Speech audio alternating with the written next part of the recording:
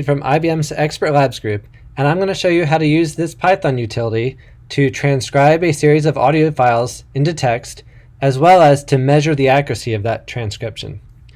Let's start by taking a look at our audio files. So I've created a directory called rhymes, and there's 4 files in this directory. These are the 4 lines of a children's nursery rhyme, Hey Diddle Diddle, the Cat and the Fiddle. And I've recorded each of the lines of the rhyme into a single file. So there's 4 lines in the rhyme, and there's 4 total files. And what I'm going to do is I'm going to use the Python utility to transcribe these files into text, and then later to assess the accuracy of that transcription. So let's first look at how we configure the tool to do the transcription. So there is a configuration file, and the very first section is dedicated to how do we connect to speech-to-text. If you're using the cloud instance of speech-to-text, you only have to worry about the first 2 lines, your API key and your service URL. The third line is for those of us who are running on Cloud Pak for data. But once you've got the API key and the service URL, you'll be able to connect to speech-to-text. And then we look at the next 4 lines to configure how we're going to do the transcription. So in my case, I'm just going to use the base model. The ENUS narrowband model is the US English model that's used for telephone models. If I had a custom model, I could supply the parameters for the language model or the acoustic model here. In my case, I don't. I'm just using the base model. And then we need to tell the tool a little bit about the audio files and where the input and output data is going to be located. So in this section, you can see I've told it that the audio files are going to be located in a folder called rhymes. Once it transcribes the files, I want it to put the transcriptions into a file called rhymetranscriptions.csv. And I'm going to put the actual text of these files into a separate file called rhyme reference. So I'm going to have in this first file what the model says the right answer is, and in the second file I'm going to have what the actual answer is.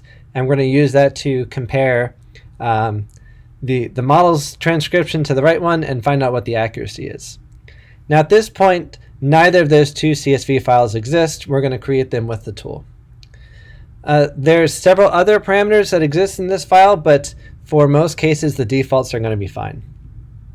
So let's start by running a transcription of our audio files. So I'm going to run the transcribe.py script. I'm going to pass it my configuration file. And we'll see here that it's starting to transcribe the audio files. This will take it just a couple of seconds, but what it's going to do is go through each of those 4 files, and then it's going to create a CSV file where every row of the CSV corresponds to one of these audio files, and there's going to be 2 columns, one for the file name and one for the actual transcription. So we can see that the transcription is finished, and we can take a look at that file right now. So we can see, again, there's 2 columns. We've got the file name, and then we've got the transcription for each of these. So this is great. This is a really easy way for us to get started transcribing some files. But we don't yet know if those transcriptions are right. So what I'm going to do is I'm going to close this file, and we're going to create a file for the actual transcriptions. But what I'm going to do is I'm going to use that other file as a starting point. So I'm going to create that reference file, and I'm going to copy the model's answer, and I'm going to create a column called reference. And I know these transcriptions aren't all correct, but it's going to be easier for me to correct the model's transcriptions rather than to type in the entire answer myself.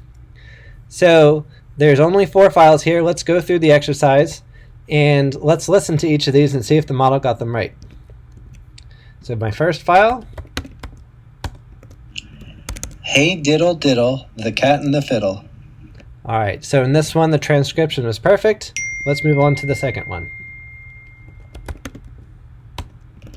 The cow jumped over the moon. Okay, here we saw there was a mistake. It should say the cow jumped over the moon. We'll keep going to the third one. The little dog laughed to see such sport. All right, that one was correct. And the dish ran away with the spoon. Okay, so now we've got the actual transcription, or the actual answer in this reference column, and we've got the model's transcription in the transcription column. So since it's only 4 files, we could eyeball it, but I want to demonstrate how the tool can do the accuracy assessment automatically. So I'm going to close this file, and I'm going to run our analysis script, and I'm going to pass it the same configuration file. You can see it ran pretty quickly. Again, with only 4 files, it doesn't take very long. Let's take a look at the errors that it found. So we can see here we've got a lot more data now, and we've got the same columns that we provided before, but now we see some interesting metrics here. We see a word error rate column and an information loss column and a couple other columns as well. And what this is doing is giving us pretty detailed data on what happened, on how well the model performed. So if we take this first transcription, which we noted before was accurate, we noted it didn't make any mistakes, so there's no word error rate, there's no information loss. There were 8 total words, and it got them all right, so there's 8 hits. But you'll recall in the second example, we did have to do some changes, right? So the reference was the cow jumped over the moon. The transcription was that cow jumped over the moon. So there were 2 errors in that. So you can see there's 4 hits because we got 4 of the words correct, and there's 2 substitutions, meaning there were we switched the for that and cow for cal. So you can see that reflected in the 33% word error rate. And you can also see in this last column that it's calling out the specific words we got wrong. And even though we technically got 2 words wrong with the and cow, really the important word that we got wrong is cow. So it's called out here. Stop words or less important words like the and aren't necessarily going to be mentioned here. But we can use this differences column to see if there's any patterns in the words that we're getting wrong. So this is just a brief overview of the low-level details we get from this report. Let's also look at the high-level summary that was provided.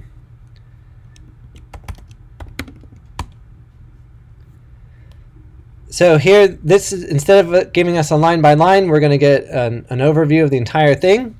So it's telling us there was 4 examples. Within those examples, there were 34 words and 2 errors. So at a very high level, we got about 5% word error rate on our entire selection. And we also found out that of the samples, there was which had 4 sentences, we got 1 sentence wrong. So our sentence error rate was 0.25 or 25%. So I hope this demonstration shows you at a high level how this tool can work. In a typical project, you're going to have a lot more audio files, and being able to automate this transcription analysis is much more helpful. In a typical process, what you would do for a project, you would have your audio files. You would use this tool to create the initial transcription like we did before. You would, from that transcription, you could bootstrap your actual reference transcription so that you don't have to listen to the entire thing. It's easier for you to correct the mistakes in the transcription when you're creating your golden reference. You can run a comparison between the actual transcription and what the model gave you. And you can use that insight to train or improve a model. And once you've changed the model, you can start the cycle over again. And essentially, you keep running this cycle until you are satisfied with the results of your speech model. So thank you for your time for listening to this video.